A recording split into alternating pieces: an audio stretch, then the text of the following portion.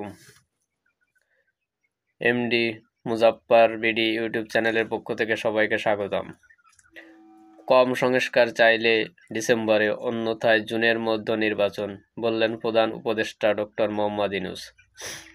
বাংলাদেশের অন্তর্বর্তীকালীন সরকারের প্রধান উপদেষ্টা মোহাম্মদ ইউনূস বলেছেন, রাজনৈতিক দলগুলো যদি নির্বাচনের আগে কম সংস্কারে সম্মত হয় তাহলে জাতীয় নির্বাচন ডিসেম্বরে অনুষ্ঠিত হতে পারে, অন্যথায় আগামী বছরের জুনের মধ্যে অনুষ্ঠিত হবে। মার্কিন যুক্তরাষ্ট্র ভিত্তিক অলাভজনক মানবাধিকার সংস্থা রাইট টু ফ্রিডমের সভাপতি রাষ্ট্রদূত উইলিয়াম বি সাইলাম এবং নির্বাহী পরিচালক সাবেক মার্কিন কূটনৈতিক জন ডানিলোভিচ বৃহস্পতিবার ৬ মার্চ ঢাকার রাষ্ট্রীয় অতিথি ভবন যমুনায় মোহাম্মদ ইউনূসের সঙ্গে সাক্ষাৎ করেন। এ সময় প্রধান উপদেষ্টা একথা বলেন।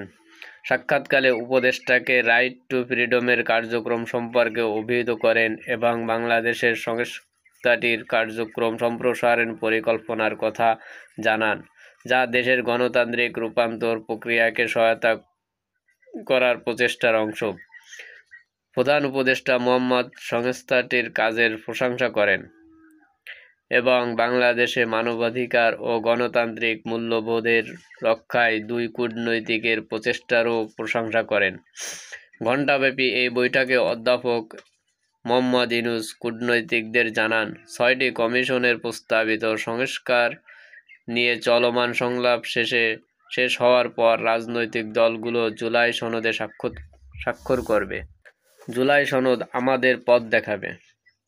একথা উল্লেখ করে অধ্যাপক মোহাম্মদ ইউনূস আরও জানান, অন্তর্বর্তীকালীন সরকার এই সনদের কিছু সুপারিশ বাস্তবায়ন করবে আর বাকি অংশ রাজনৈতিক সরকার বাস্তবায়ন করবে।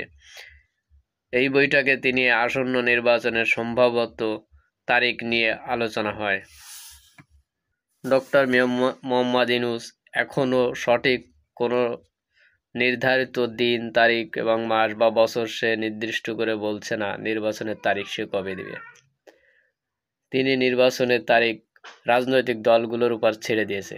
তারা যদি অল্প সময়ের মধ্যে সংস্কার চায় তাহলে নির্বাচন ডিসেম্বরে দেওয়ার সম্ভাবনা আছে, এবং যদি রাজনৈতিক দলগুলো সংস্কার আগে চায় তাহলে নির্বাচন আগামী বছরের জুনের মধ্যে হতে পারে।